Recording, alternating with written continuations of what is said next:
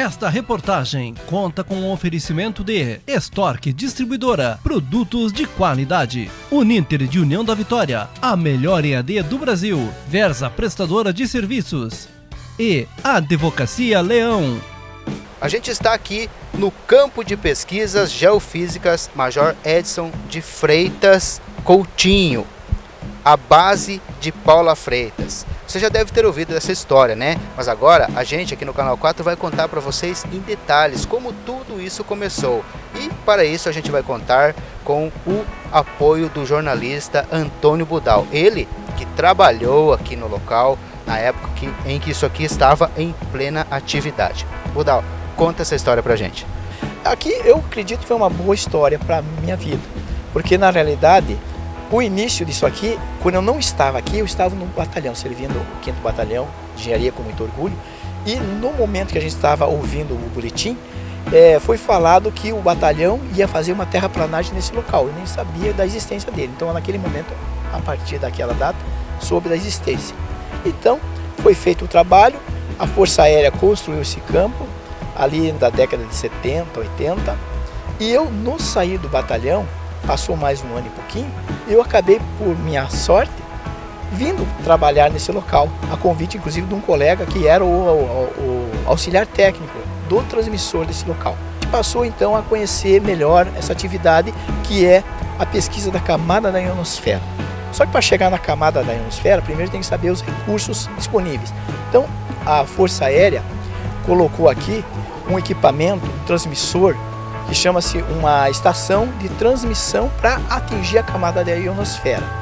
Esse transmissor manda um sinal altamente potente, são aí mais de 13.000 watts, então uma potência muito boa para quem manja de rádio, né? Tudo autorizado pelo Ministério. E esse sinal bate nessa camada da ionosfera que está em volta do mundo. Aqui em especial é um local que abaixa a camada, então esse é um dos objetivos do estudo da Força Aérea Brasileira. Então esse sinal bate na camada da ionosfera e ele era captado em Gaspar, Santa Catarina, uma outra estação chamada Estação de Rastreio. Na época do Ministério das Comunicações e o CNPq, também eles colocaram uma estação que, lá em Gaspar mesmo, que transmitia e recebia também, só que com menos recursos, porque aqui a potência era muito melhor para fazer os gráficos que a Força Aérea obteve.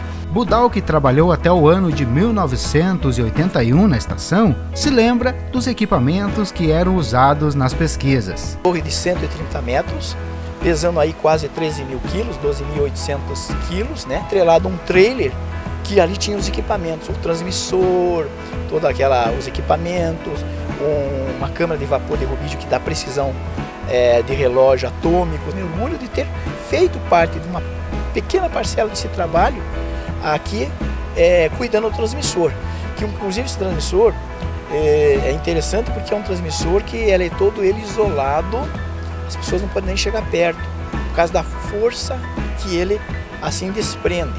Você imaginem lá correndo ali mais de 13.000 volts, uma coisa assim, ou watts, a potência que é, né?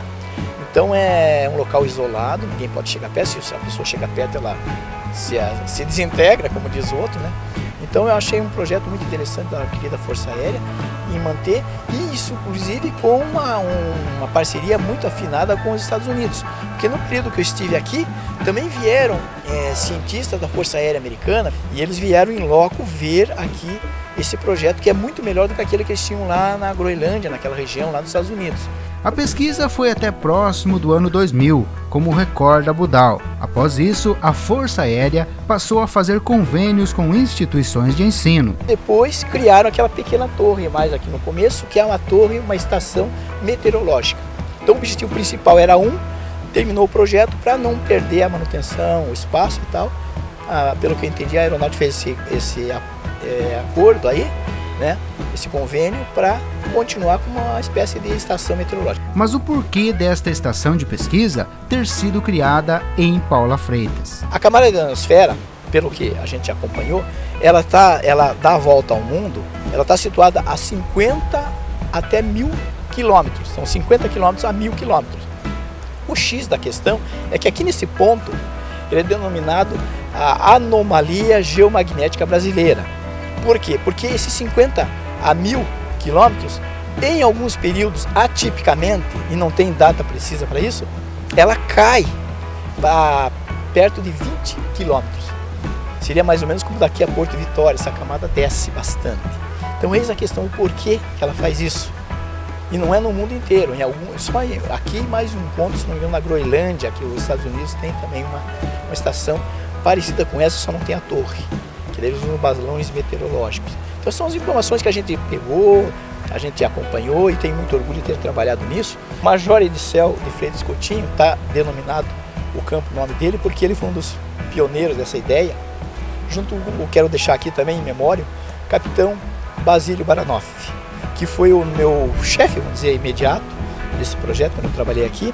E ele também um visionário, idealizador, ele morava em São José dos Campos, lá dentro da instituição, né, do IAE, do Instituto Aeroespacial, da Aeronáutica. E ele sempre apoiou o projeto e chegou a esse naipe, vamos dizer, aqui, quando estava funcionando, graças a ele. Depois ele faleceu e daí o projeto parece que já tinha também cumprido suas pesquisas, né? Então daí eles paralisaram para entrar essa outra modalidade de manutenção aqui, que é através dessa entidade aqui de Curitiba. Budal também contou que havia uma hipótese do local ser um ponto de lançamento de foguetes. Cogitava-se até que seria um local interessante para lançamento de foguetes. Por exemplo, porque essa camada, como ela desce, ela não tem tanta influência numa altura, então ela poderia ser lançada, não sei, são tudo cogitações. Nós procuramos o professor formado em Engenharia Ambiental e licenciatura em Física, Rafael Rossoni, o qual hoje atua como professor de Física na Uniuv e no Coltec, para explicar sobre a ionosfera. A anomalia magnética do Atlântico Sul, né, ela é um fenômeno que cobre o Brasil, ela se estende aí pela América do Sul e vai até a costa africana. Então ela é de fundamental importância para áreas de telecomunicação, desenvolvimento de novas tecnologias. Bom, né, o que seriam esses pontos onde existe essa anomalia? Então esses pontos são regiões do nosso planeta onde o campo magnético, né, que protege o nosso planeta, ele acaba sofrendo um achatamento. Então nesses pontos eu tenho uma maior radiação, né, uma maior incidência ali ionizante, né, de raios ionizantes que vêm do espaço, e isso acaba causando uma área de vulnerabilidade com equipamentos tecnológicos. Então nós temos aí alguns problemas, como por exemplo a interferência em linhas de transmissão de energia elétrica, né? Então esse fenômeno ele acaba ocasionando aí correntes induzidas de baixa frequência que podem, por exemplo, causar a interrupção da transmissão de energia elétrica. Aparelhos GPS também sofrem interferência nesta região, inclusive interferem nas navegações de aviões, como destaca o professor. Então ele acaba alterando ou causando problemas na rota de satélites, né, que estão orbitando ao redor do nosso planeta. Né, um exemplo disso é a NASA, ela acaba desviando então dessas rotas. Então sobre a América do Sul nós temos, né, a incidência desse fenômeno, então eles acabam desviando a rota dos satélites justamente para evitar, né, passar por essas regiões aí onde eu tenho esse tipo de anomalia.